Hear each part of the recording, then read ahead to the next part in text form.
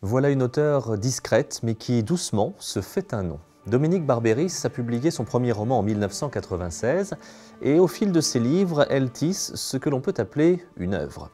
L'heure exquise, Les kangourous, Ce qui s'enfuit ou plus récemment La vie en marge sont quelques-uns de ses titres. Et à chaque fois, des personnages à la psychologie ciselée, au bord d'un abîme, en butte avec des souvenirs et toujours dans ses romans, des paysages, des sensations, la description d'émotions subtiles et fugaces.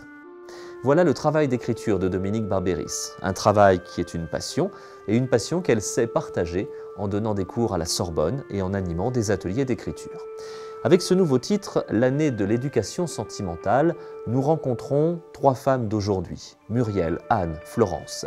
Elles étaient étudiantes au début des années 80, plus ou moins amoureuses de leur prof de littérature en fac qui leur fit lire le roman de Flaubert. Les années ont passé, elles ont gardé le contact sans se voir très souvent et les voilà réunies un après-midi d'été dans la maison de campagne de l'une d'elles. Mais le temps a fait son œuvre.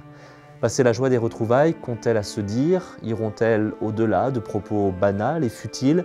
Au fil des heures, les sourires se font plus las, les petites rivalités de jeunesse ressurgissent et vient le moment des bilans. La vie a passé bien vite, et qu'en ont-elles fait? Un paysage de campagne écrasé de chaleur, le bruit des grillons, le souffle du vieux chien de la famille, la poire qui tombe sur l'herbe, le pied nu qui cherche un peu de fraîcheur sur la dalle de pierre, autant de petits riens qui forment le décor de ce huis clos de plein air, empreint de mélancolie.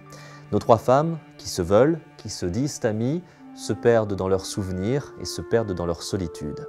Et déjà, alors que la nuit tombe, le vent dans les arbres annonce l'orage. L'année de l'éducation sentimentale, c'est le nouveau titre de Dominique Barbéris. Le livre est publié chez Gallimard.